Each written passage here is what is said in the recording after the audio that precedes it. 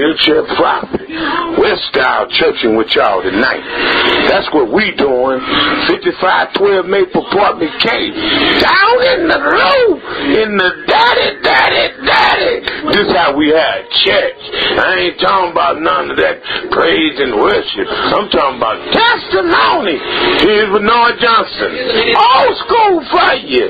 West side wheelchair property. We having church. That makes you run when nobody's running behind you. I don't know what it is, but one thing I know, it just won't let me hold my peace.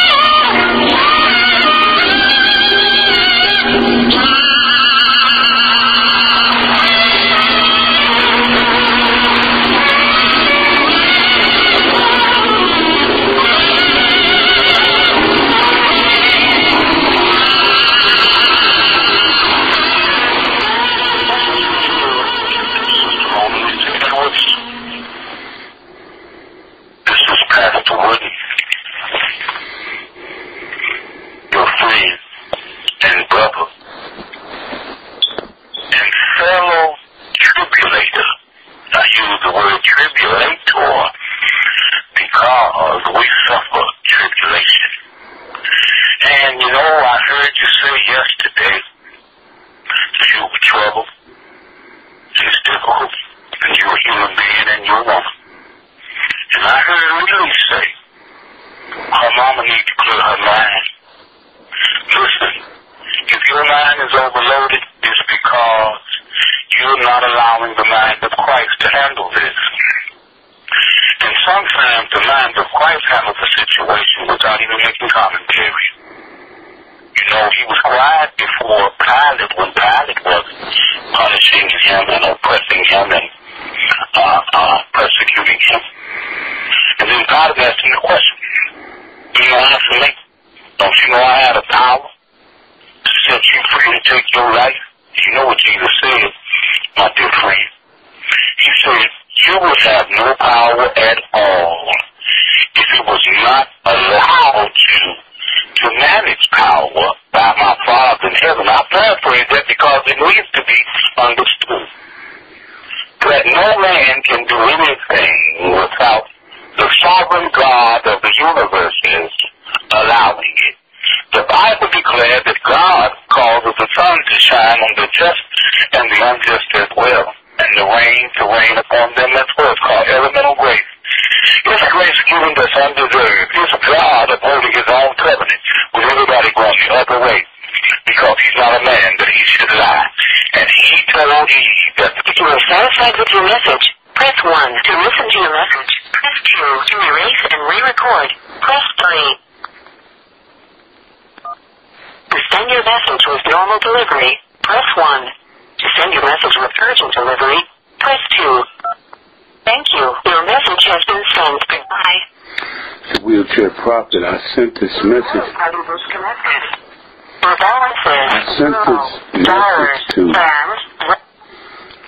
I sent this message to a dear friend. I met this beautiful person, Mona Lisa, after the masterpiece she's named, because she's special. I'm 51.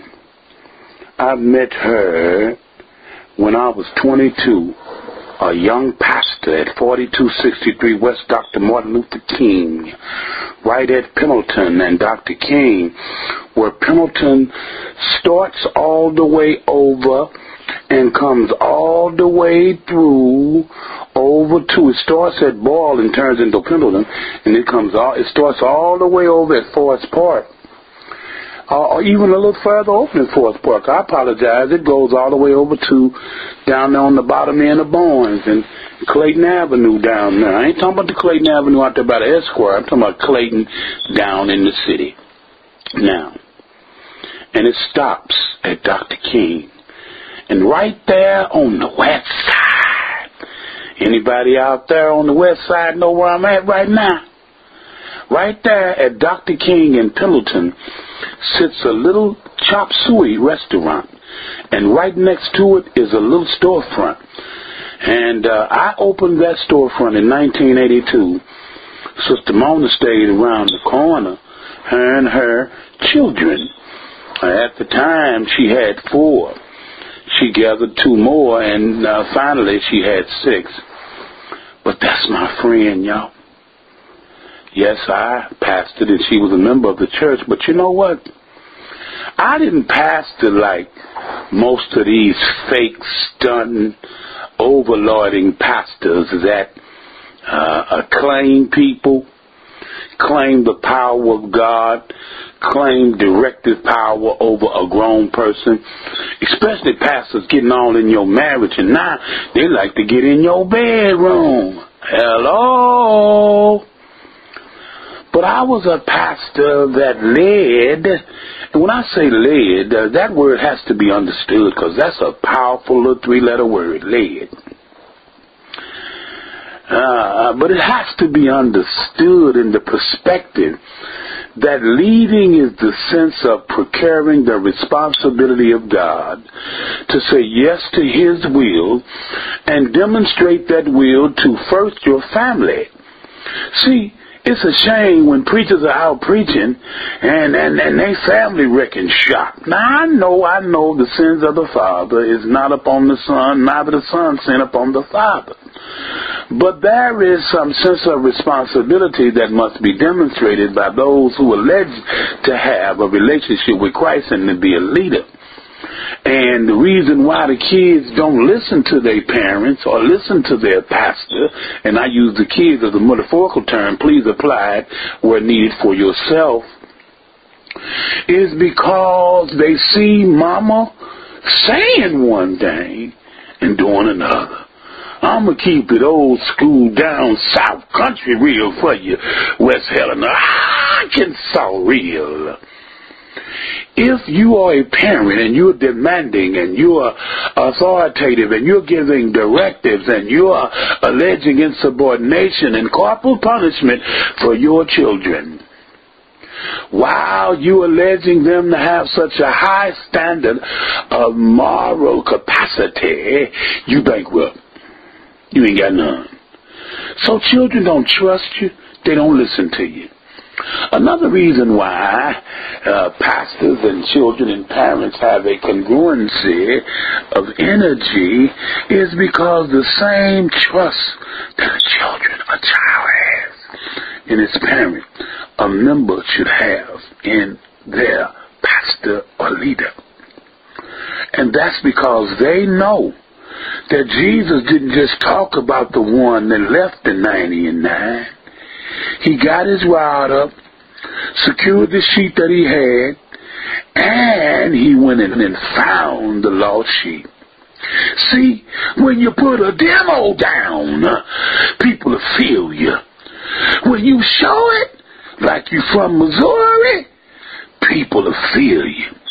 See, I remember as a young man, Master P did not authorize or create or copyright the term, you don't hear me though. Hear me. Holler if you hear me. That came, and I'm getting ready to close, and I'm going to try not to preach. Well, I can't because it's late at night, and there's sleep around here.